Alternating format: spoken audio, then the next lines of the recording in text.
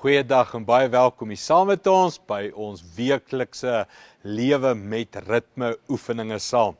Nou hierdie week se baie besondere week in die kerk. Dit is wat ons noem as Woensdag.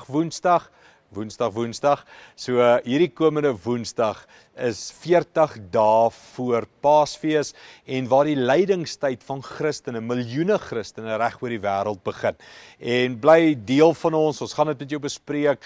Hoe beoefen jy dit? Ons het dit laas jaar ook gedoen, so jy kan net teruggaan op van ons video's en ons klips en kyk presies wat beteken as Woensdag. Maar die oefening vir jou hierdie week is ook 'n ondersoek binne in jou hart rondom as Woensdag. Iets van wat is jou bronne van vreugde, blydskap in jou lewe? Interessante vraag, nê? Wat maak jou bly? Nou ek weet dadelik, ons kan oppervlakkig antwoord. Ja, geld maak my bly en as my kinders gesond is, maak dit my bly. Maar dis 'n oefening van, kom ons kyk bietjie dieper. Want Jesus sê, my blydskap kan in jou wees, as jy iets leer van my waarhede. Ek dink jy kan verbygroei oor die invloed wat geld of gesondheid of vriendelikheid van ander mense aan jou doen. Jy kan groei na 'n plek toe waar jou bronne van blydskap dieper word.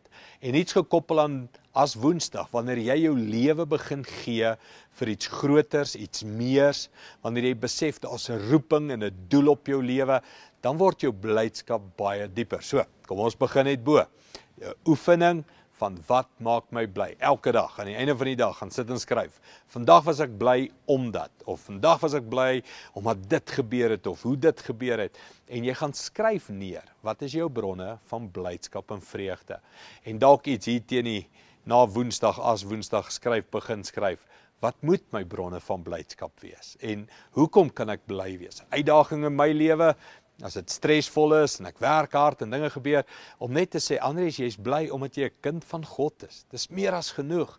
Nie oor wat buitekant gebeur, nie oor in die bank is, nie hoeveel mense kom kerk toe nie. Nee, ek's bly omdat ek 'n kind van God is. So die tweede gedeelte van die week, begin jy te skryf, wat moet jou bronne van blydskap wees?